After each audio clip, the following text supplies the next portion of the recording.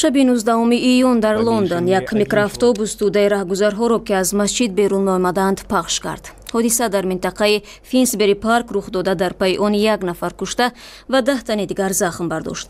Полис мегӯяд ронандаи 48-солаи микроавтобус боздошт ва амали ӯ ҳамчун ҳамлаи террористӣ унвон шудааст. Ба нақли шоҳидон, ин ронанда мошинро ҳадафмандона сӯи мусулмононе ки баъд аз адои намоз аз масҷид берун меомаданд рондааст.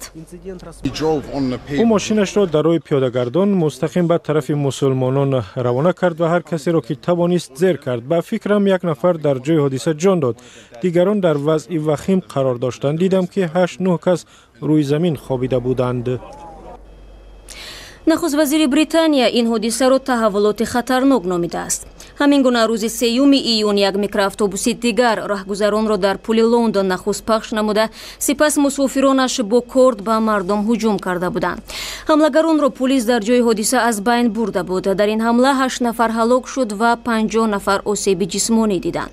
масъулияти ҳамларо гурӯҳи тундрави Давлати Исломӣ бар дӯш гирифт.